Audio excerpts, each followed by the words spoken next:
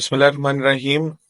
अरसलान सईद अर्ज कर रहा हूँ, प्रिंसिपल एस्पायर कॉलेज गैम्बल।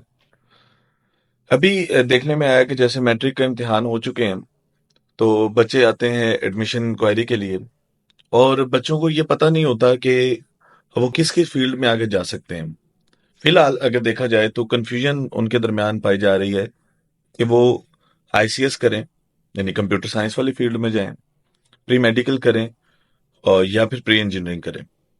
तो हम बारी बारी डिस्कस करते हैं कि ये जितनी फील्ड्स हैं, इनमें क्या डिफरेंस है और कौन सी फील्ड का कितना स्कोप है। और एफएससी प्री मेडिकल करने के बाद, आज हम प्री मेडिकल को डिस्कस करेंगे कि एफएससी प्री मेडिकल करने के बाद आपके पास क्या क्या ऑप्शंस होते हैं, कि आप किस किस फील्ड में जा सकते हैं। तो नंबर वन, तो आपके पास सबसे द मोस्ट सेलिब्रेटेड और कह सकते हैं कि सबसे फेमस जो है वो एमबीबीएस ही है, और मेरा ख्याल है हमेशा वही रहेगा। और सेकंड नंबर पे आपके पास बीडीएस है, बैचलर इन डेंटल सर्जरी। और तीसरे नंबर पे आपके पास डीवीएम होता है, डिप्लोमा इन वेटनरी मेडिसिन, यानी आप जानवरों के डॉक्टर बनते हैं। अब यहाँ पे कहानी खत्म नहीं होती। अब बात तो होती यहाँ से शुरू, कि अगर आपका एमबीबीएस में एडमिशन नहीं होता, आपका बीडीएस में नहीं होता, आपका डीवीएम में नहीं होता, तो what other options do you have. तो उसके बाद सबसे अच्छा जो आपके पास ऑप्शन बचता है वो है doctor of physical therapy, DPT जिसे कहते हैं। और डीपीटी भी ज़ाहिर है डॉक्टर ही होता है, और वो लोगों को उनकी तकलीफ से निजात दिलाता है। Then there comes medical lab technology, से एमएलटी कहते हैं। आप अपनी लैब बना सकते हैं, आप अपना बिजनेस शुरू कर सकते हैं, या फिर आप किसी भी अच्छे हॉस्पिटल की लैब में एक टेक्नीशियन के तौर पे काम कर सकते हैं। उसके बाद आपके पास बीएस का तो ऑप्शन होता ही है कि आप BS zoology, BS chemistry, BS physics, या कोई भी आप बीएस कर लें, या जो भी ऑप्शंस आपको आर्ट्स करने के बाद मिलते हैं वो सब इसके बाद होते हैं। एक और बड़ी अच्छी फील्ड होती है एफएससी प्री मेडिकल के बाद, and that is biomedical engineering. Biomedical engineering ये इंजीनियरिंग की वाहद फील्ड है जो कि एफएससी प्री मेडिकल वालों को ऑफर की जाती है। अब डेफिनेटली आपने देखा होगा कि जब ऑपरेट होता है किसी भी शख्स का, तो उसको ज़्यादा स्टिचेस लगने हैं, उसके लिए वो स्कैल्पल्स यूज होने हैं, उसके लिए सीजर्स यूज होनी है। तो कौन बना रहा है? वो बायोमेडिकल इंजीनियर ही तो बनाते हैं। और उसके बाद फिर आप एग्रीकल्चर में जा सकते हैं, जनरल सर्जरी में जा सकते हैं। और एक और गर्ल्स के लिए, ज्यादातर वैसे तो बॉयज भी इस फील्ड में जा सकते हैं, लेकिन गर्ल्स के लिए एक ऑप्शन होता है नर्सिंग का।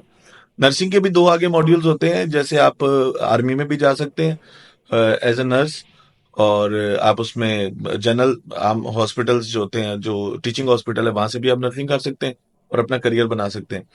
Then there comes nutrition, DND जिसे कहते हैं, doctor of dietetics and nutrition. तो ये भी एक अच्छा फील्ड है, और इसकी भी अब डिमांड बढ़ती जा रही है। अभी इतनी डिमांड नहीं है, लेकिन बढ़ती जा रही है। Then there comes microbiology, biochemistry, pharmacy, जैसे आप फार्म डी कर सकते हैं, और फार्म डी करने के बाद आप अपना मेडिकल स्टोर ओपन कर सकते हैं, या फिर आप इसमें जॉब भी कर सकते हैं, जिसमें आपकी मेडिकल फार्मास्यूटिकल कंपनीज हैं वो भी आपको ऑफर करती हैं। और बीएस साइकोलॉजी आप कर सकते हैं, you can become a psychologist. Environmental sciences आप पढ़ सकते हैं, डर्माटोलॉजी का डिप्लोमा कर सकते हैं, and there are many other fields. तो you have to look for the fields. कोई भी फील्ड जो है वो नाकाम नहीं होती, ना ही वो आपको नाकाम करती है। आपने एक चीज ध्यान में रखनी है कि you have to consult the person who is wise, who knows things. आप ऐसे किसी बंदे से मशवरा ना करें जिसको कुछ खुद नहीं पता। आप अच्छे किसी बंदे से मशवरा करें। फॉर एग्जांपल, जैसे एक डिग्री एफएससी प्री मेडिकल के बाद होती है, जिसे कार्डिक परफ्यूजन कहते हैं। ये जो दिल का ऑपरेशन होता है उसमें वो काम करते हैं वो लोग। एक्सीडेंट एंड इमरजेंसी के कोर्सेज होते हैं। एनेस्थीसिया टेक्नीशियन बड़ी जबरदस्त एक फील्ड है एनेस्थीसिया की, मुख्तलिफ यूनिवर्सिटीज ऑफर कर रही हैं। In the next videos I will be sharing with you कि कौन सी यूनिवर्सिटीज जो है वो ये ऑफर करती हैं एनेस्थीसिया का कोर्स। लेकिन एट दिस मोमेंट मैं आपको ये बता रहा हूँ कि जो एनेस्थीसिया है वो भी एक अच्छा फील्ड है। डेफिनेटली जहाँ पे भी डॉक्टर ने ऑपरेशन करना है, ही नीड समवन कि वो आके उसको पेशेंट को बेहोश करे। तो उसको बेहोश करने के लिए उसे एनेस्थीसिया वाले की जरूरत तो पड़नी है। तो इस तरह से ब्लड ब्लड बैंक टेक्नीशियन है, हर हॉस्पिटल में ब्लड बैंक मौजूद होता है, और वहां पे उसके टेक्नीशियन की भी जरूरत पड़ती है, जिसने ये फ्लेबोटमाइज करना होता है लोगों को। तो आपने इस चीज को लेके परेशान नहीं होना। कोई भी फील्ड जो है वो बुरी नहीं होती, कोई भी फील्ड आपको नाकाम नहीं करती। आपने उसमें रह के अपने लिए बेस्ट चूज करना होता है, और अगर आप अपने लिए बेस्ट चूज कर लेंगे तो फिर आपकी कोई परेशानी नहीं आएगी। थैंक यू वेरी मच, आज के लिए इतना ही। इंशाल्लाह नेक्स्ट वीडियो में आपको बताता हूँ कि कौन सी यूनिवर्सिटी कौन सा कोर्स करवा रही है, और अगर आप कहेंगे तो आपको ये भी बता देंगे कि कौन सी यूनिवर्सिटी की कितनी फीस है और आप कितने खर्चे में वहां पे पढ़ सकते हैं। Thank you very much, thank you for your patience listening. Allah Hafiz.